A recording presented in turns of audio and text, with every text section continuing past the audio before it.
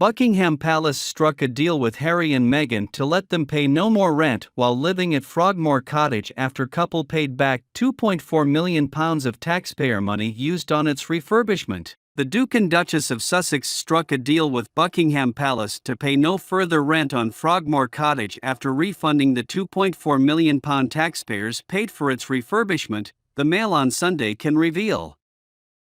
It had been reported that the Sussexes would pay at commercial rate for the 5-bedroom mansion on the Windsor estate. But palace officials last night confirmed that the lump sum payment wiped out the couple's rental obligations as the increased value of the property following the work was taken as rent in lieu.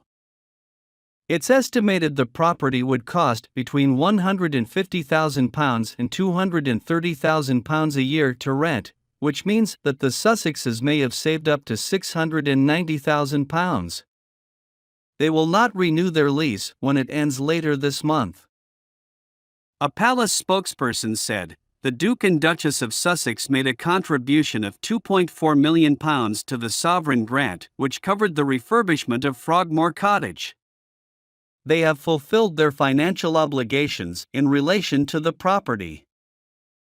In line with usual practice for the sovereign grant report, the accounting treatment was scrutinized and signed off by the National Audit Office and the Treasury. As with any such agreement between landlord and tenant, further details regarding the Sussexes' tenancy arrangements would be a private matter. But last night one critic reacted angrily to the emergence of the deal.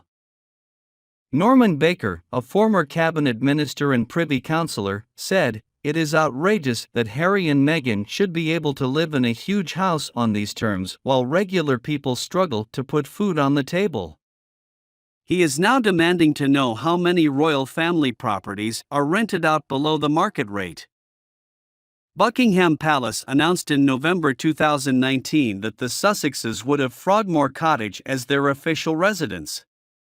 They moved in the following spring after renovation work transformed it from a series of separate cottages into one large family home. But when they stepped back from royal duties to become financially independent, Buckingham Palace released a statement saying it was Harry and Meghan's wish to repay sovereign grant expenditure for the refurbishment of Frogmore Cottage, which will remain their UK family home. They quit royal duties officially in March 2020, and a palace spokesman told the BBC they would continue to pay a commercial rate of rent on the property. In fact, they paid 5 months' rent but then gave a £2.4 million lump sum in September to cover the refurbishment costs. Today we can reveal that a deal was agreed in which the payment wiped out any further financial obligations. It was not a deal which was publicly announced by the palace.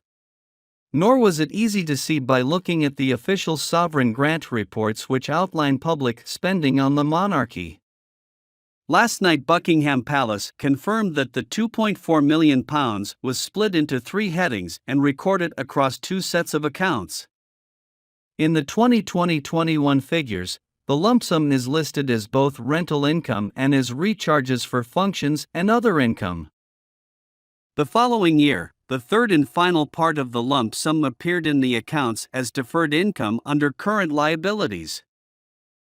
A leading accountant, who asked not to be named, analyzed the accounts for the Mail on Sunday. He said, "This is an accountant's way of balancing the books.